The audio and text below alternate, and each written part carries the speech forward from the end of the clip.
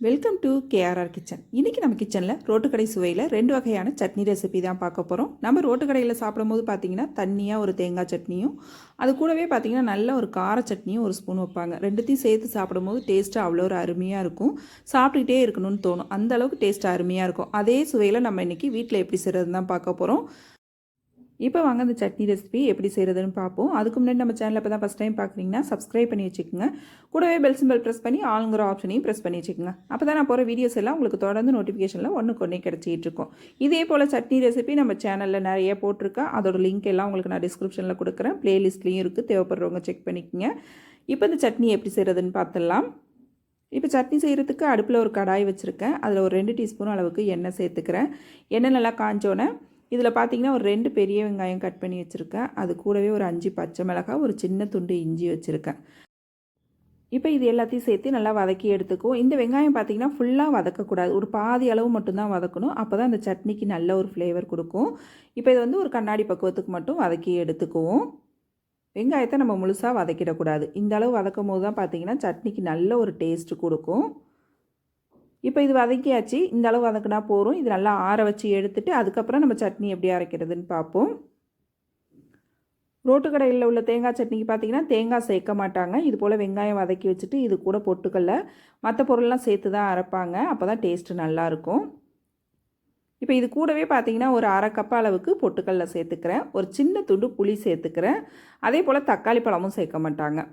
உங்களுக்கு தேவைன்னா நீங்கள் ஒரு தக்காளி பழம் கூட சேர்த்துக்கலாம். அதுவுமே இன்னும் டேஸ்ட்டு நல்லாயிருக்கும். இதிலே உப்பு சேர்த்துட்டு கொஞ்சமாக தண்ணி விட்டு நல்லா நைஸாக அரைச்சி எடுத்துகிட்டு வந்துக்கும். இது கூடவே பார்த்திங்கன்னா கொஞ்சமாக கொத்தமல்லி தழை, ரொம்ப அதிகமாக சேர்த்துடக்கூடாது. கொஞ்சமான அளவு சேர்த்து அரைக்கும் போது சட்னிக்கு நல்ல ஒரு டேஸ்ட்டு கொடுக்கும். இப்போ இது நல்லா அரைச்சி எடுத்துகிட்டு வந்துடுறேன். இப்போ பாருங்கள், சட்னி நல்லா நைஸாக அரைச்சி எடுத்துகிட்டு வந்துட்டேன். இது ஒரு பாத்திரத்துக்கு மாற்றிக்கிறேன். அதே போல் ரோட்டு கடைகளில் சட்னி பார்த்திங்கன்னா நல்லா தண்ணியாக இருக்கும். அதுதான் டேஸ்ட்டு நல்லாயிருக்கும். அப்போ தேவையான அளவு தண்ணி நம்ம சேர்த்துக்குவோம். இதில் தண்ணி சேர்த்துட்டு நல்லா கலந்து விட்டுக்குங்க. நல்லா இந்த அளவுக்கு தண்ணி ஊற்றி கரைச்சி எடுத்துக்குங்க. இப்போ இந்த சட்னிக்கு தாளிப்பு கொடுத்துருவோம். இப்போ இந்த சட்னிக்கு தாளிப்புன்னு பார்த்தீங்கன்னா கடுகு, உளுந்து, கருவேப்பிலை, ஒரு வரமிளகாய், கொஞ்சமாக பெருங்காயத்தூள் சேர்த்து தாளிப்பு ரெடி பண்ணியிருக்கேன். இப்போ இந்த தாளிப்பை இது கூட சேர்த்துக்குவோம். தாளிப்பை சேர்த்ததுக்கப்புறம் நல்லா ஒரு தடவை கலந்து விட்டுருங்க. அவ்வளோதான், நம்மளோட தண்ணி சட்னி சூப்பராக அருமையாக ரெடி ஆகிடுச்சு. இதே போல் நல்லா தண்ணியாக இருக்கும் போது அந்த சட்னிக்கு நல்ல ஒரு டேஸ்ட்டு கொடுக்கும்.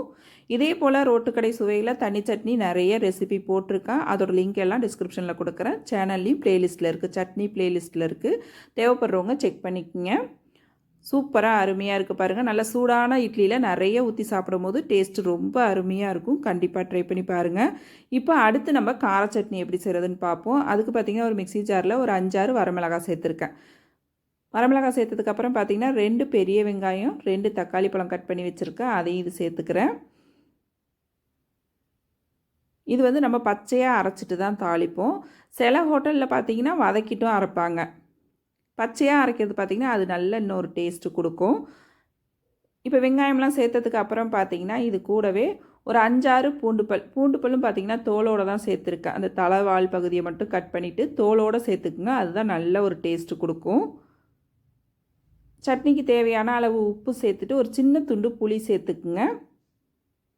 புளி சேர்க்கும் போது இன்னுமே டேஸ்ட்டு நல்லா எடுத்து கொடுக்கும். சின்ன துண்டு புளி சேர்த்துட்டு இதை தண்ணி சேர்க்க வேண்டியில், தேவைன்னா மட்டும் கொஞ்சமாக தண்ணி சேர்த்து நல்லா நைஸாக அரைச்சி எடுத்துகிட்டு வந்துக்குவோம். இப்போ பாருங்கள், சட்னி அரைச்சி எடுத்துகிட்டு வந்துட்டேன். தண்ணிலாம் எதுவுமே சேர்க்கலை. நல்லா அந்த வெங்காயம் தக்காளி பழத்தில் உள்ள தண்ணியிலேயே அரைச்சி எடுத்துகிட்டு வந்துட்டேன். இது ஒரு பாத்திரத்துக்கு மாற்றிக்கிறேன். இப்போ கூடவே கொஞ்சமாக மிக்ஸி ஜார் கழுவி தண்ணியும் சேர்த்துக்கிறேன். நல்லா ஒரு தடவை கலந்து விட்டுருங்க. கலந்து விட்டுட்டு இப்போ இந்த சட்னிக்கு தாளிப்பு கொடுத்துருவோம். இந்த சட்னி நம்ம எல்லாமே பச்சையாக வச்சு அரைச்சிருக்கிறதுனால பார்த்திங்கன்னா எண்ணெய் கொஞ்சம் நல்லெண்ணெய் கூட சேர்த்து தாளிப்பு கொடுத்து அந்த எண்ணெயை நல்லா சூடாக சேர்க்கணும். சூடாக சேர்த்தா தான் இந்த வெங்காயம் தக்காளி பழத்தோட பச்சை வாடை இல்லாமல் இருக்கும். கடுகு, உளுந்து, கருவேப்பிலை, கொஞ்சம் பெருங்காயத்தூள் சேர்த்து ஒரு 2 டேபிள் ஸ்பூன் அளவுக்கு நல்லெண்ணெய் சேர்த்து சூடு பண்ணி தாளிப்பு எடுத்துகிட்டு வந்திருக்கேன். இப்போ இந்த தாளிப்பை இதில் சேர்த்து நல்லா கலந்து விட்டுருவோம். அவ்வளோதான் நம்மளோட கார சட்னி ரொம்ப சூப்பராக அருமையாக ரெடி ஆயிடுச்சுங்க. நான் இன்றைக்கி சொல்லி தந்த 2 சட்னியும் ட்ரை பண்ணி பாருங்கள். 2 சட்னி நல்லா இட்லி தோசை கூட வச்சு சாப்பிட்றப்ப ரொம்ப அருமையாக இருக்கும். மிஸ் பண்ணாமல் கண்டிப்பாக ட்ரை பண்ணி பாருங்கள். ட்ரை பண்ணி பார்த்துட்டு எப்படி இருக்குன்னு எனக்கு கமெண்ட் பண்ணுங்கள். என்னோட இந்த ரெசிபி பிடிச்சிருந்ததுன்னா லைக் பண்ணுங்கள், ஷேர் பண்ணுங்கள். மறக்காமல் நம்ம KRR கிச்சனை சப்ஸ்கிரைப் பண்ணி வச்சுக்கோங்க. நாளைக்கு வேற ஒரு ரெசிபியோடு சந்திப்போம். தேங்க்ஸ் ஃபார் வாட்சிங்.